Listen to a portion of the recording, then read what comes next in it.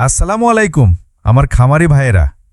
একটা কথা আমাকে সত্যি করে বলেন তো, আপনার শখের কষ্টের টাকায় কেনা ছাগলটা কি খামারের অন্য ছাগলকে শিং দিয়ে গুঁতো মেরে রক্তাক্ত করে দিচ্ছে, বা বাচ্চার আশেপাশে নিতেও কি ভয় পাচ্ছেন?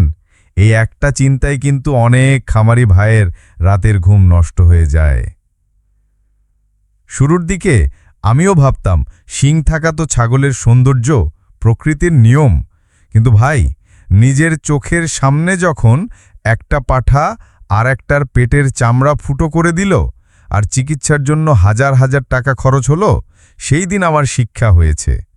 আমি বুঝেছি সৌন্দর্যের চেয়ে খামারের নিরাপত্তা আর লাভ অনেক বড়।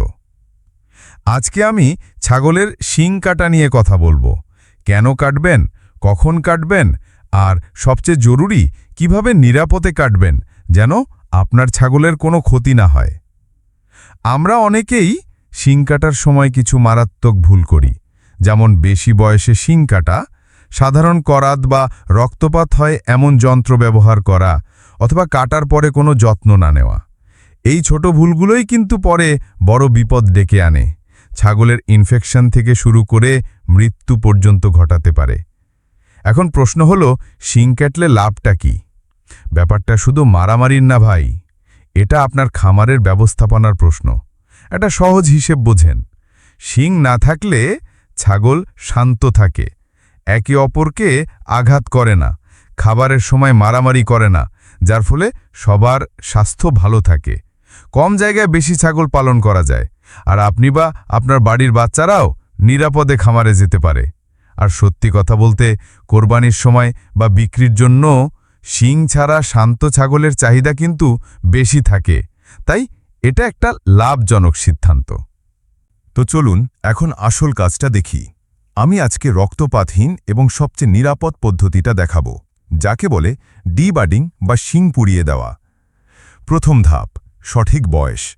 মনে রাখবেন, বাচ্চা জন্মের 7 থেকে 15 দিনের মধ্যেই এই কাজটা করতে হবে, কারণ তখন শিংয়ের মূল বা শিংয়ের কুড়িটা নরম থাকে এবং মাথার সাথে শক্তভাবে লেগে যায় না। দ্বিতীয় ধাপ, যন্ত্রপাতি। আপনার লাগবে একটা ইলেকট্রিক ডিবার্ডিং আয়রন বা শিং পোড়ানো মেশিন।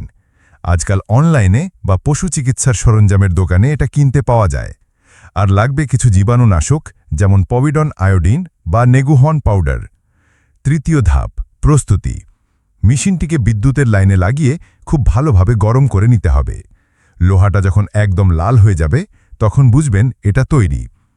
আর বাচ্চাকে আপনার 2 পায়ের ফাঁকে বা একজন সহযোগীর সাহায্য নিয়ে আলতো করে কিন্তু শক্তভাবে ধরতে হবে, যেন ও নড়াচড়া করে দুর্ঘটনা ঘটাতে না পারে। চতুর্থ ধাপ, প্রয়োগ। খুব সাবধানে বাচ্চার শিং যেখানে গজায় সেই গোল 20টার উপর গরম আয়রনটি বসিয়ে দিন। ঘড়ির কাঁটা দেখে মাত্র 5 থেকে 8 সেকেন্ড ধরে রাখুন। আপনি একটা তামার মতো রঙের গোল দাগ দেখতে পাবেন। পঞ্চম ধাপ, যত্ন। পোড়ানো জায়গায় সাথে সাথে পভিডন আয়োডিন বা কোনো অ্যান্টিসেপটিক পাউডার বা স্প্রে লাগিয়ে দিতে হবে। এতে ইনফেকশনের ভয় থাকবে না, কয়েকদিনের মধ্যেই জায়গাটা শুকিয়ে যাবে। এখন একটা গোপন টিপস দিই। বড় বড় খামারিরা এই কাজটা করে খুব সকালে বা সন্ধ্যার পর, যখন আবহাওয়া ঠান্ডা থাকে।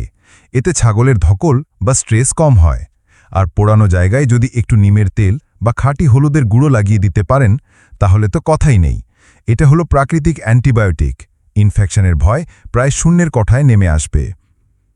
কিন্তু একটা কথা খুব ভালো করে মনে রাখবেন ভাই, এটা সবচেয়ে বড় ভুল যা অনেকেই করে। কোনো অবস্থাতেই গরম লোহাটা 8-10 সেকেন্ডের বেশি ধরে রাখবেন না। এতে বাচ্চার মাথার খুলি গলে মস্তিষ্ক পর্যন্ত ক্ষতি হতে পারে। কম সময় রাখুন, দরকার হলে কয়েকদিন পর আবার পরীক্ষা করে দেখুন। তাড়াহুড়ো করবেন না, বাচ্চার জীবন আপনার হাতে। এই যে ছোট্ট একটা পদক্ষেপ নিলেন, এটা আপনার খামারের ভবিষ্যৎ লোকসানকে হাজার হাজার টাকা থেকে বাঁচিয়ে দেবে। আপনি শুধু একজন ছাগল পালক নন, আপনি আপনার খামারের একজন ব্যবস্থাপক। আপনার একটা সঠিক নির্ধারণই আপনার ব্যবসার লাভ লোকসান নির্ধারণ করে দেয়। আমার খামারি ভাইয়েরা, আপনারা ছাগলের শিং কাটার জন্য কোন পদ্ধতি ব্যবহার করেন? আপনাদের অভিজ্ঞতা কি?